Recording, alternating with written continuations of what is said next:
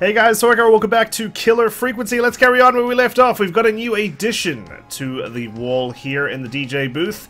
It's this corkboard recovered from Clive's hideout slash lair downstairs in the basement. Janitor Clive, that is. His name's been brought up by a would-be Whistling Man victim earlier in the night. So naturally, we've brought this up here and we've got a few questions surrounding it.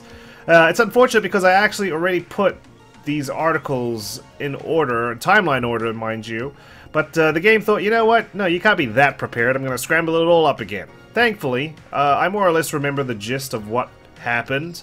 In fact, even while editing, I realized we might have an answer for who was running that car theft ring.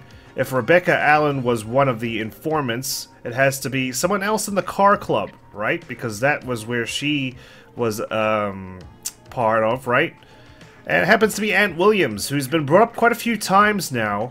In fact, he was the lead engineer responsible for the tragedy that took place at the festival, where the wheel rolled off and went down the road.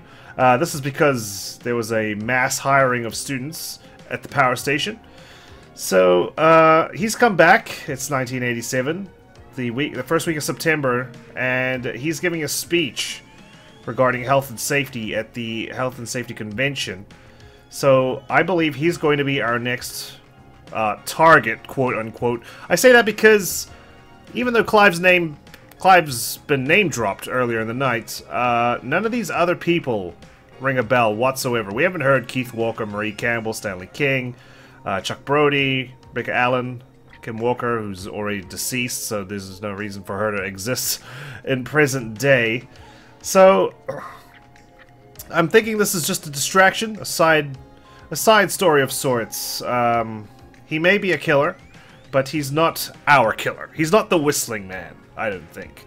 But in any case, let us grab Ant Williams. We'll put him right here. In fact, nope, we'll move this. Put this here. Ant Williams. We don't have the convention. I mean, where is the convention even taking place?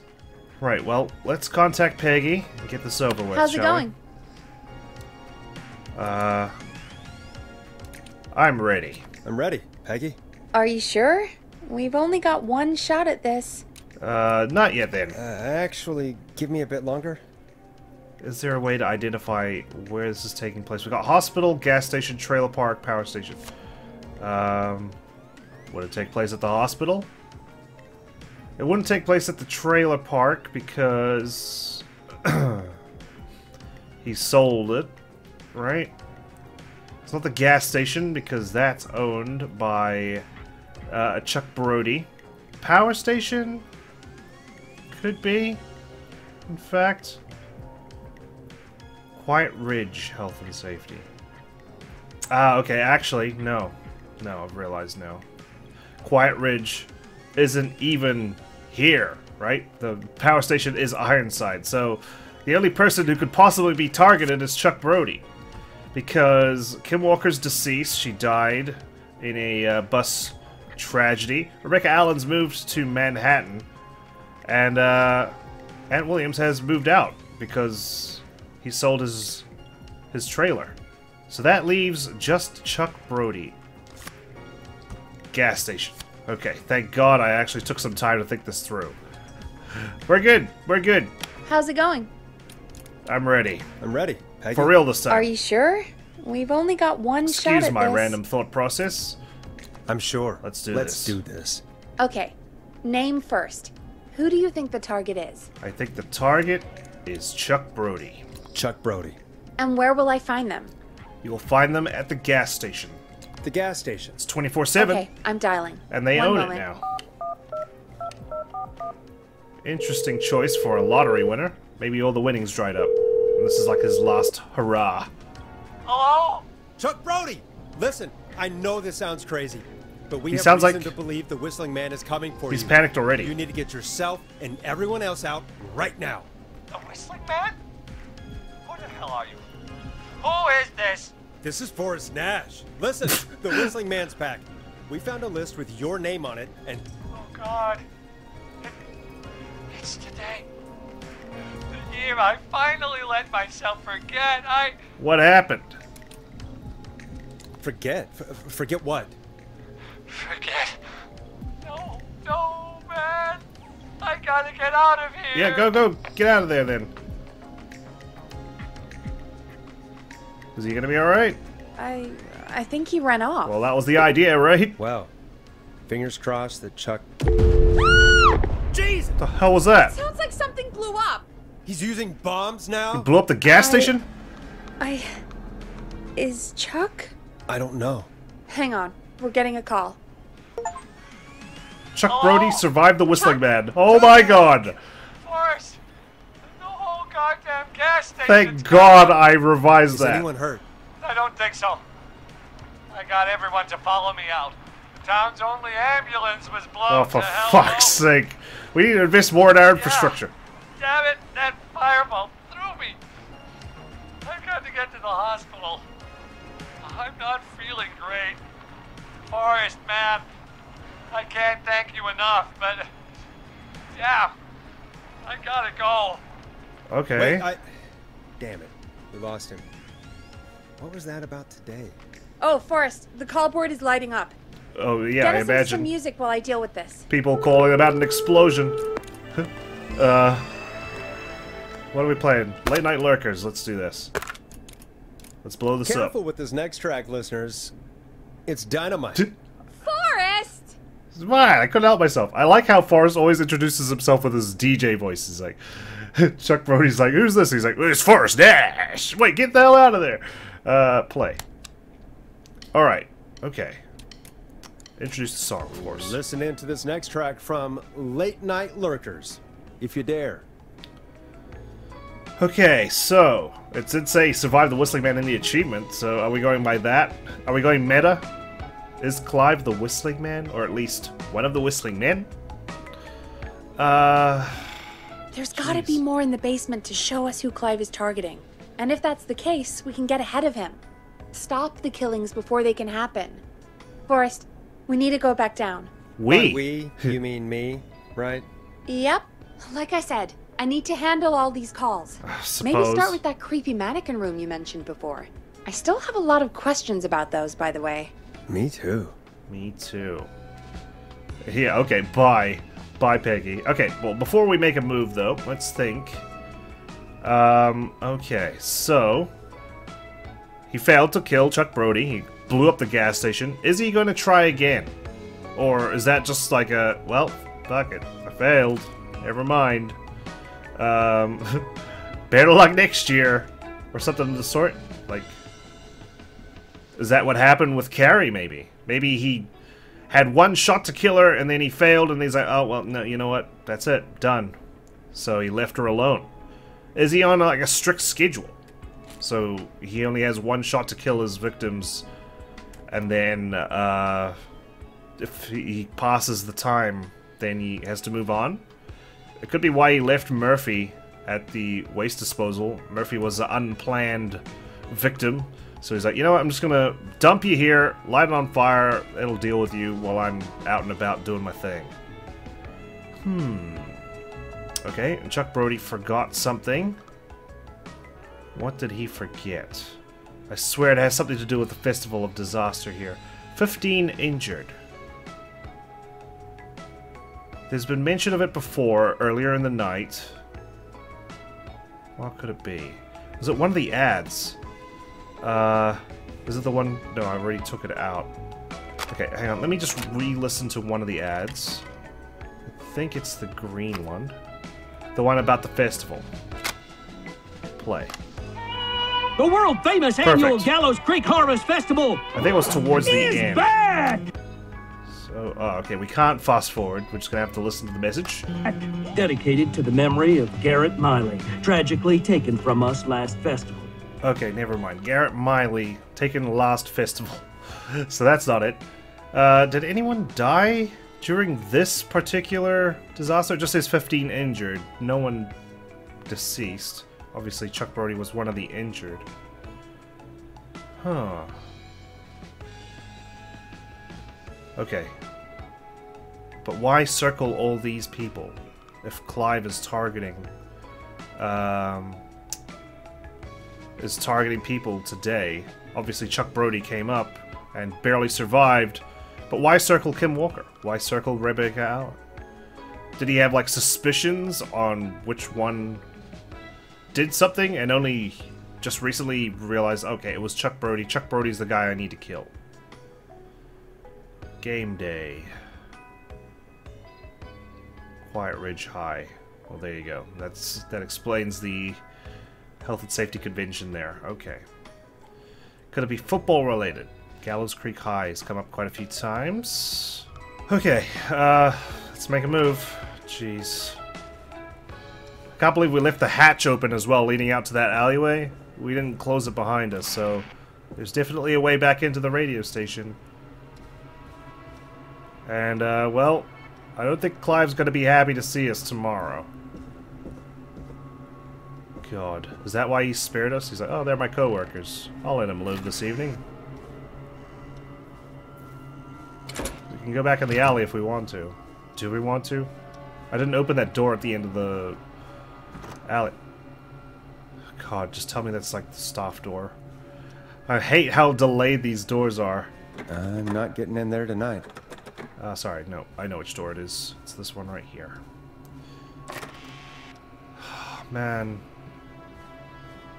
Well, I mean, we came back down to grab the corkboard, right? So, this is like our third foray into this mess. What else could be in that room? I swear I searched everything. Every inch. Can we please close this behind us? Please. Somebody.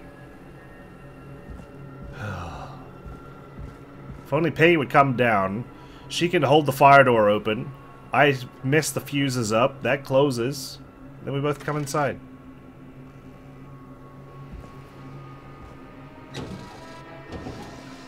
Okay, alright, of course. We take the corkboard away. It's going to be something behind it.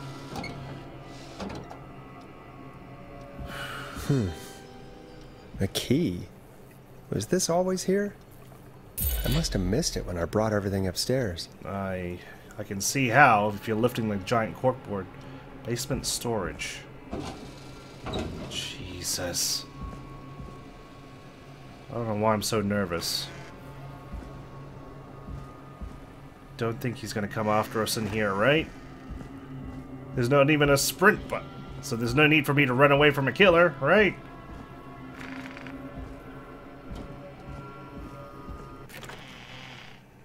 Okay.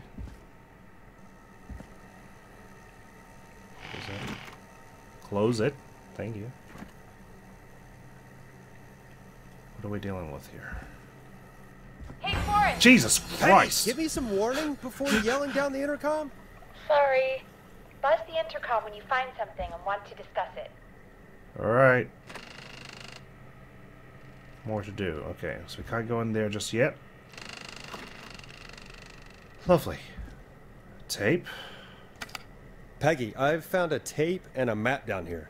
A map of what? Looks like it might be to somewhere in this storage area. Cassette player. Well, maybe the tape will give us more information. Give it a play. Nope. I don't think we're ready for that yet. Okay, that's fine. We'll come back to that. I'm gonna use this just in case. It's got some circuitry. Scream. Okay, he's got a map. Same one as upstairs. No notes have been made. Okay.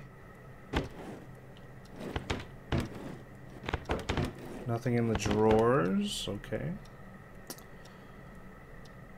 So.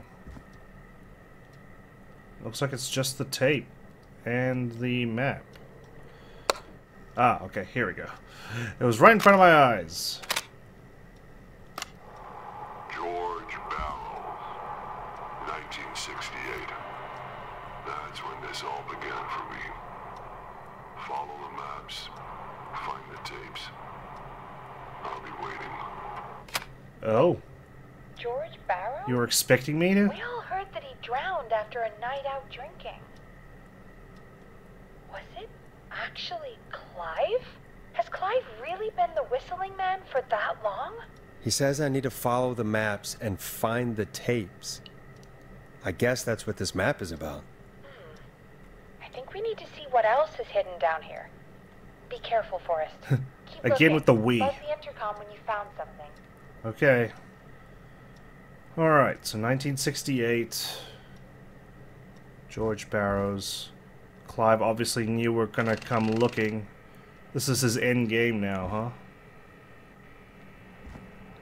What have we got in here? Does he want us to save? Or interfere?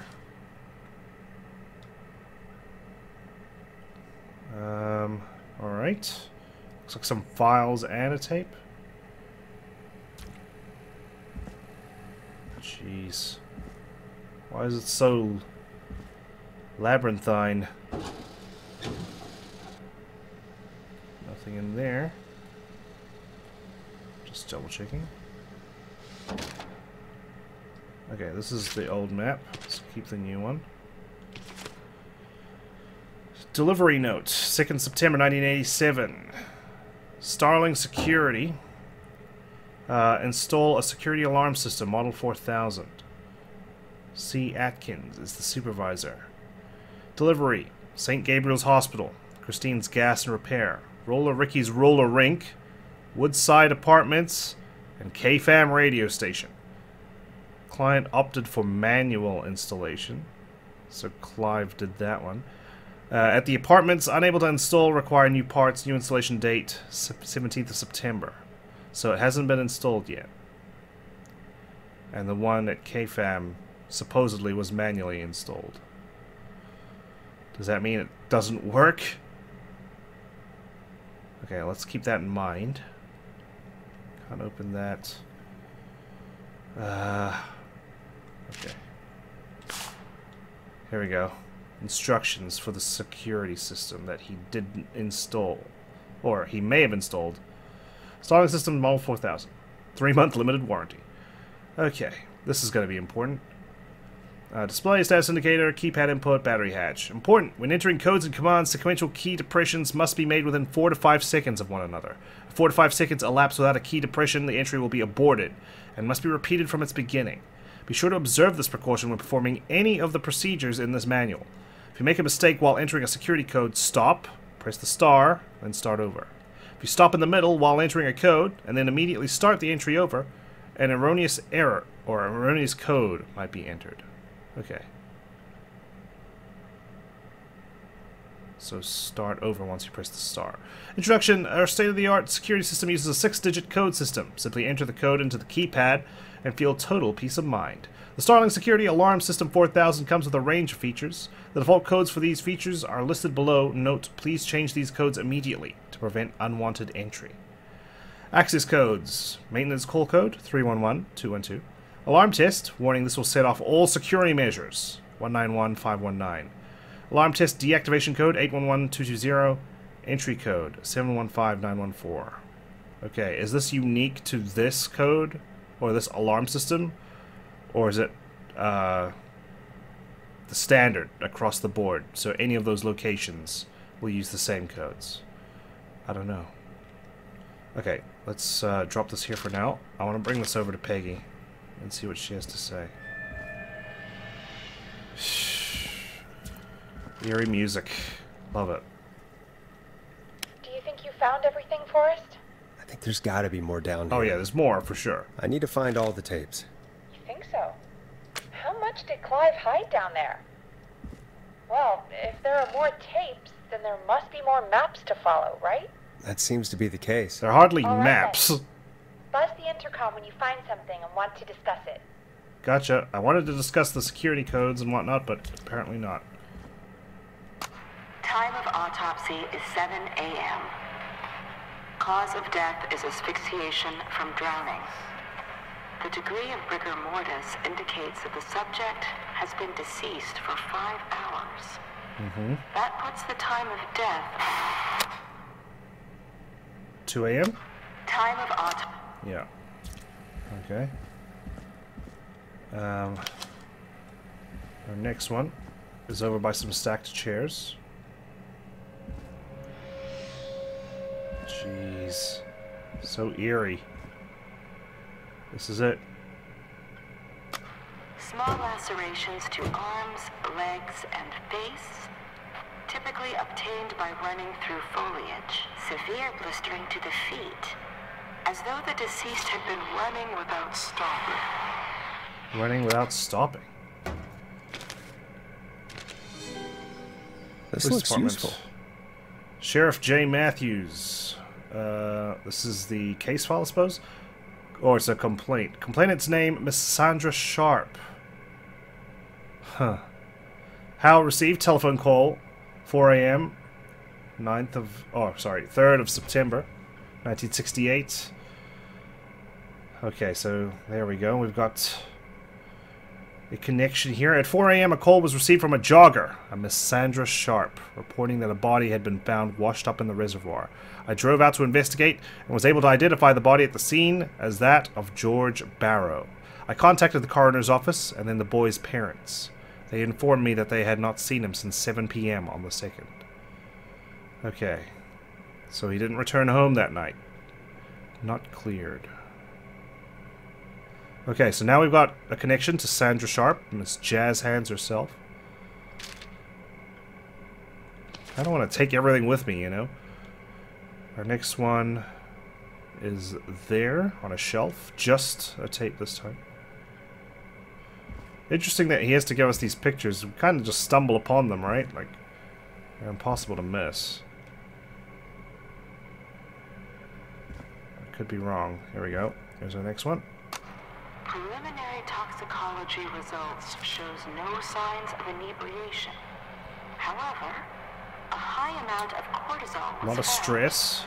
indicating elevated levels of stress in the immediate moments before death.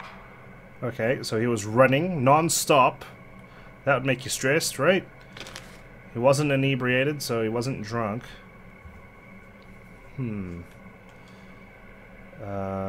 Jeez. Alright.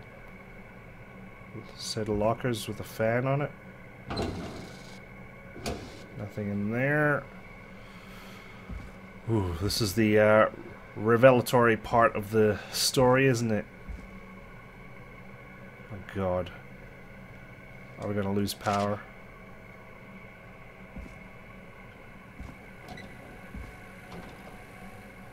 What's that noise? Additionally, there appears to be a post-mortem injury to the arm. It looks like it was trapped in a car door. Trapped in a car door.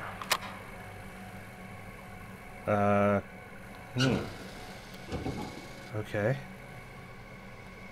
Why was it trapped in a car door? Was he trying to escape? Well, there's no more maps. I guess we just proceed. Oh god. How big is this place? What's that noise?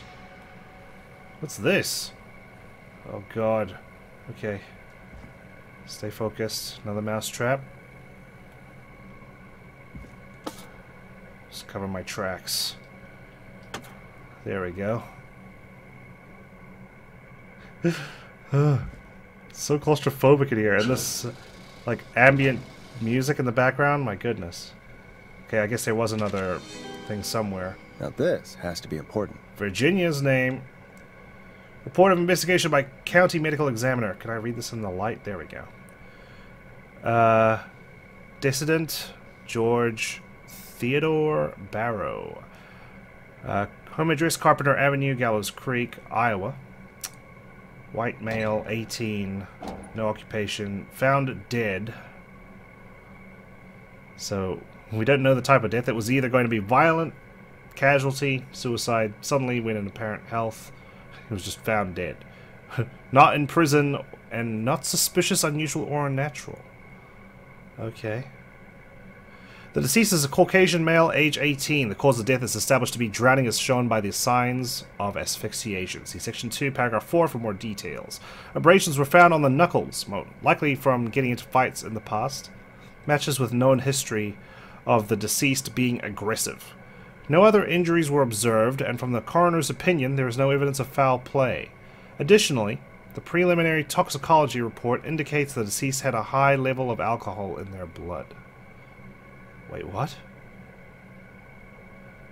It is of the coroner's opinion that the deceased went swimming while intoxicated, resulting in his drowning. Okay, so there we go. We've got a discrepancy because the previous autopsy report mentioned that he had no alcohol in his system. Where is it? Not here. This one.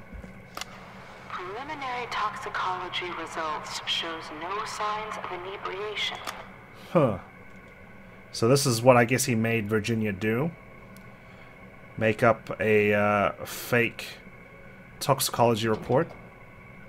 I mean, it does say preliminary. Maybe it got updated. Not updated autopsy report. That's so Phoenix, right? Alright. Okay. Well, we can't keep these files forever. Looks like we made it to the end. Don't know why we need a map for the next one when it's right in front of us. Okay, end of the line.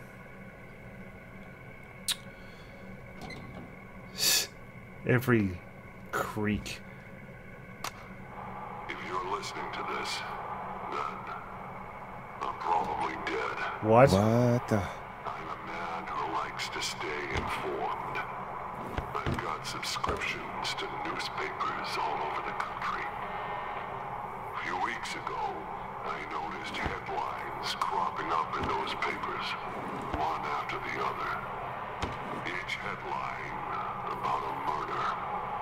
Each murder, the death of someone I knew almost 20 years ago. And each one drawing closer to Gallows Creek.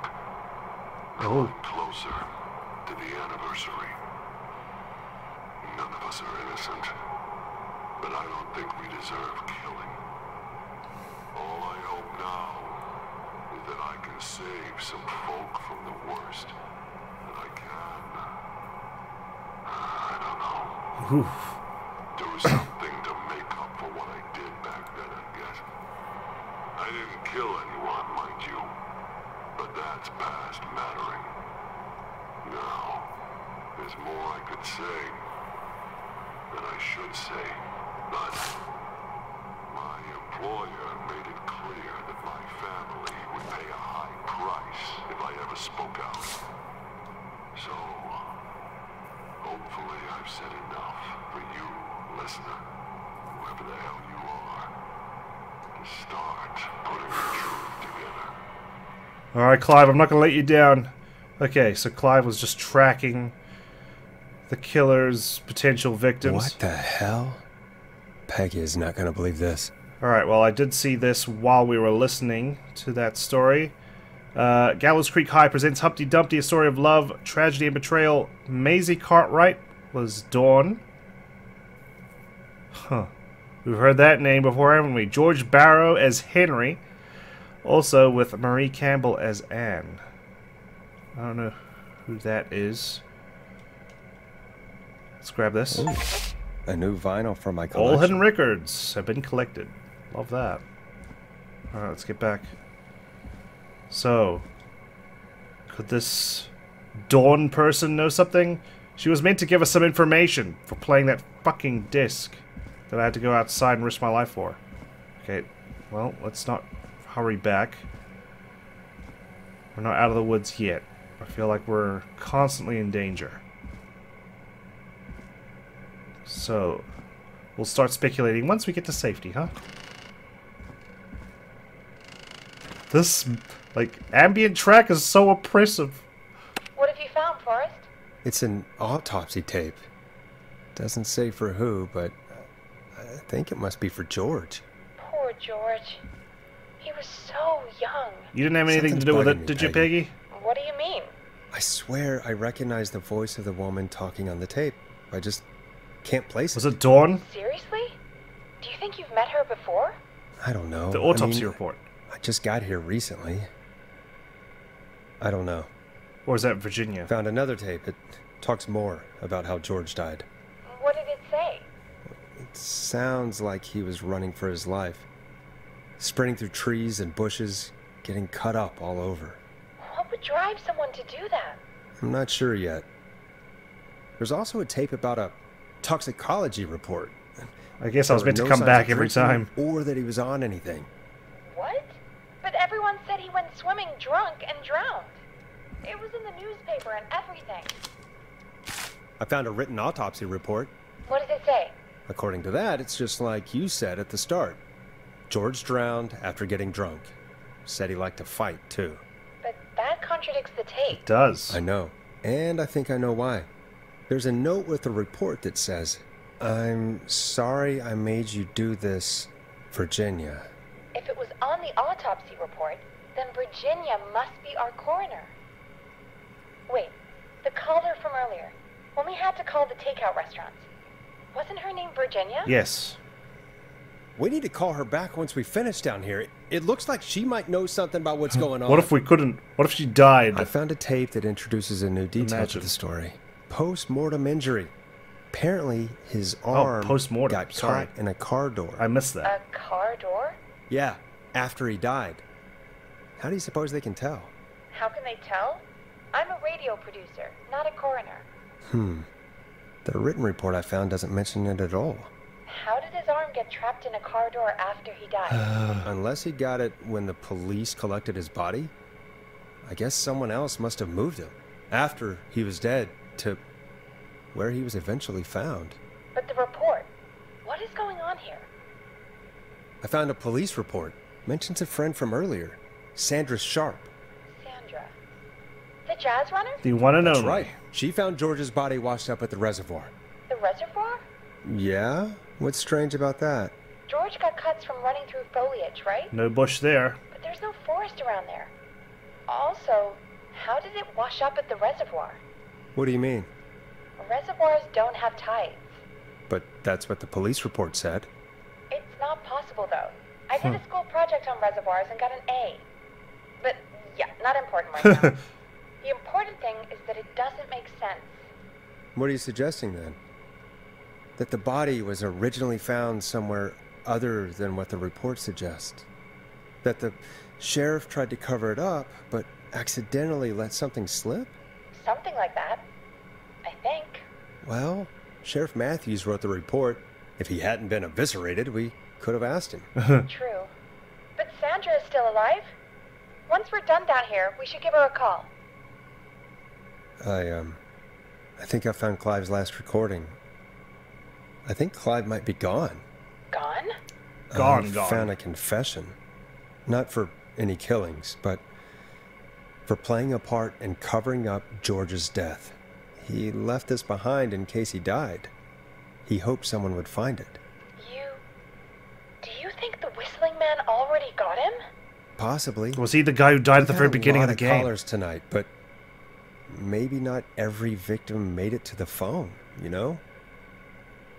We don't know how Maybe many Clive's there just really dead are. upstairs somewhere. Christ, Forrest, that's dark. I know, but Clive said he had read about other murders in other towns, and that the murders were all folks who knew about the incident. And the killings were getting closer to Gallows Creek. He said he wanted to do something good for once. The board in his office. He wasn't tracking people down to kill them. He was tracking them down to save them. Ugh, why didn't he just come out with all of this? He said his employer threatened his family if he spoke out about any of it. His employer? The one who orchestrated the cover-up? Oh, Clive. I'm sorry for thinking Who is his employer? We're not talking literally found Reggie, everything, right? Forrest? I think there's got to be more down here. More. I need to find all the tapes. You think so? How much did Clive hide down there? God, I don't know. Well, if there are more tapes, then there must be more maps to follow, right? That seems to be the case. All right then. Buzz the intercom when you find something and want to discuss it. Okay, so before we go back in, let's update our theory, shall we? So George Barrow died, found at the reservoir. His body was obviously transported there because his arm got stuck in a car door. So our killer was clumsy, trying to shift the body. I don't know what these yellow lines mean. I wish I did. Are they like jogging trails or something? To reservoir, that's that way. Whistling Point. Okay, where did he live again? He lived Carpenter Avenue, I think. Oh man, this is so juicy. Okay, come on. I think we could speed up a little bit now. We're missing some tapes, apparently. It is the coroner's opinion that the subject likely feared for his life and was chased, resulting in a fall from a height into a body of water, where he hit his head, was knocked out, and drowned. Following that, he was moved. Dr. Sullivan, we need to have a talk. That recording. Shut it off. Can't believe I forgot to play that tape. Okay, there we go. So that's obviously Clive walking in to interrupt Dr. Sullivan. He was fearful for his life. He ran, he fell, knocked his head, drowned, and then someone moved him. I wonder why Clive covered it up. And how did he have access to the coroner's lab? I don't know. Alright, Peggy, I found it! What have you found, Forrest? In another tape, the coroner comes to the same conclusion as I did. George was running from something. Maybe an animal? Maybe, but then there's this next bit, where the coroner thinks he was moved post-death. So she agrees with us. At the end of the tape, someone burst in and demanded Virginia stop recording. I think it was Clive. This is starting to make sense now. This is a conspiracy to cover up what happened to George. Do you think you found everything? I think so. There we go. Forrest, what's going on here? Someone wanted that boy's death to seem like an accident. And they hired Clive to make it look that way. Come back upstairs when you're ready. Jeez. We need to figure out our next step. Is he some sort of cover-up expert? There we go. Uncovered Clive's research from beyond the grave. So it's like he practically is... God, you're back, Forrest. Confirmed I've deceased. been running out of stuff to pad our airtime with. Peggy, you work in radio. No one's cold? Forrest, I'm stressed. That too. Really? How are we supposed to keep a show going with all this happening? We're trying to keep a show going still? It's our job. We're on the clock, Peggy. This is our job, Peggy. We gotta do it. You're right. So, what's the plan now? I think we should call Virginia back. All right, I'll get her on the line. Awesome. We'll need to call Sandra Time to turn too. the music off. Okay, music off. Hello again, Gallows Creek. This is Forrest Nash. We're circling closer to the truth behind tonight's events.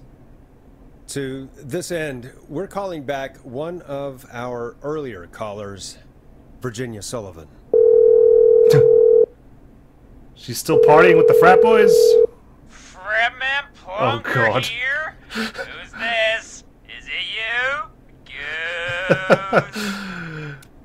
No, it's Forrest. Plunker, hey, it's the radio man, Forrest Nash. Forrest Nash. Yo, man? The Scream. What's up? Solving mysteries, saving lives. The huge. Right on. Plunker, what are you doing at Virginia's house? She asked if we could stay to keep an eye out for that whistling turd. So we're hanging out, bro. Oh, bro. Well, that's Hell yeah. That's big of you, Plunker. No, it's nothing. Can I speak to Virginia? Sure thing, radio man. I'll just go get her. Who is this? Hey, Virginia, it's Forrest. I'm glad you're still okay. Oh, Forrest. Sorry, I'm still jumpy. We still never got back to Dawn. I'd be jumpy too. I can't blame you. I'd be jumpy too. I've been so jumpy sorry this happened to you, exploring the Virginia. radio station. I thought I was. I thought... Oh man, what would have happened Easy. We're not calling to talk about earlier. if she We're calling died? because we think you can help us understand why this is happening tonight. Me? What would I know? Any guesses? No. Clive. Does the name Let's Clive not- mean anything to Let's you? not beat around the bush. Clive? No. I don't know that name. What are you asking about this You for? literally said his name You before. mentioned that name earlier when you called us the first time. I don't know what I said then. I was petrified, Forrest. I meant to say, Clive's I want to the be kid alive. at our station, and we know you spoke to him in the past. Forrest, please. You don't know what you're doing. He'll come for me. I wish we didn't have Virginia, to call her it's live on okay. air. Clive won't be coming after you. We think Clive's dead. Dead? But isn't he? He's the whistling man, Forrest. Why so certain? Why are you so certain Clive's the Whistling Man? Because all those years ago, It's okay, Virginia. He's gone. We found evidence to suggest well... Trying to save people from And the Whistling Man. we found your autopsy reports for George Barrow. How? I saw him destroy them. Well, he didn't. I don't know if he kept them or made copies or what, but we found them. And we know it's related to what's happening tonight, which is why we called you. Why did you write a false report? All right. Here we go. Let's do this. One day. Settle in. I came into work to find a boy on my slab. And as I finished the autopsy, this man, Clive, he just burst in and What, without any authority? started making demands Jeez. to give over the reports, to falsify what I found. Of course I said no. But, well, when someone wants to make you do something, they can use the carrot or the stick. For me, he used both. You see, my sister is sick. She has a chronic condition that's never going away. It's expensive to treat, and it was getting to where I couldn't afford it. And Clive promised me that his employer would pay for my sister's Who treatment is his employer? if I did what he said, and that if I ever spoke about this, he'd beat me to within an inch of my life. I don't know why he had me do it, but my sister needed Well, me. he didn't say he'd kill you. You have to understand, she needed me. We understand. I'm not the police, okay? And I'm not George Barrow's family. Yeah, speak for yourself, Peggy. Jeez. No, it's okay. Thank you, Virginia. That was brave. God, I just want this nightmare to end. This will help end it, Virginia. Thank you. Stay safe, Virginia. Okay, some extra information. Love it. What about Sandra? Are we going to give her a call too? So, Virginia's tied up in all of this. Clive threatened her to keep quiet about George's death. But for who? Why cover up these details? Well, we know Sandra was involved in George's death. Do you want to call her? I do. Alright, but before we go asking questions, I think we should know what we want to ask. Is that fair? Yeah. Very fair. We need to ask her about finding the body. She was the one who discovered it, but something just doesn't add up. 100%. She knows more than she's saying. I wonder what she's hiding. Is she hiding it We'll on purpose? hopefully find out soon. Anyway, just be careful when you're talking to her. Okay. Don't push too hard. We don't want her to hang up. I'll be careful. Alright, calling her now. Hopefully she's at her jazz studio. At 3 in the morning. Goodness. Aha! Forrest, you're through. Hello, this is Sandra at Jazz Pizzazz Jazz Studio. Who is this? Hello again, Sandra! It's Forrest Nash of 189.16, The Screen. That's too and eager. you're live on air. Oh, I always thought folks called into a radio show, not the other way around. How jazzy. What can I do for you? Very jazzy. Well, we're trying to understand what's behind the attacks tonight. We had a few questions. Why, Forrest, of course. Heck, after the way you saved my life, I'd say yes to just about anything you asked. Oh, wow, okay. That sounds nice. Really? Well, that sounds nice. I might just call you back tomorrow then, too. You got my number. But what about tonight? Yeah, let's ease into the topic, shall we? Right now? Let's not just Remember why we called, Forrest? jump straight into it. Of course. Do you know why the Whistling Man might have targeted you? Ha! As far as I could tell, he was just a knife-wielding psycho with superhuman cardio. He'd have chased after anybody. Right. Well, we think he might be chasing specific people. People who know about the death of a boy named George. Oh, I don't know anything about that. Sorry. Well, you found the body. Sandra, we know you found George's body. We have the police report. I don't know what you mean. It's okay. It's okay, Sandra. We know. Let's not press her too much. You know about? Yes. Of course. Yeah. This studio is my life. After I found the body in the river, I couldn't lose the studio. Do you understand? Sure. Sure. I understand.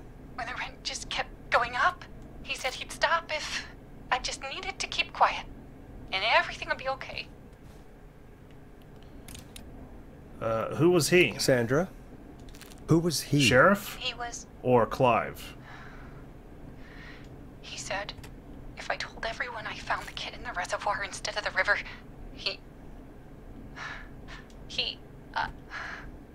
I'm sorry. I can't do this. You can do this. No, she hung up. And she's gone. I don't think that could have gone any better. Okay, sounds like... You truly did great for us. Okay, so he died folks, in a river. If anyone out there has any thoughts on what's going on tonight, please call in. That's good timing. We've got a call waiting just this second. What are we thinking? Whistling Point? Is that a river? I mean, it sounds appropriate, too. This... Hey, Big Shot, hit the button and take the call. Alright, alright. Looks like we're gonna have to save someone else's life. Whew, no risking on our laurels this evening.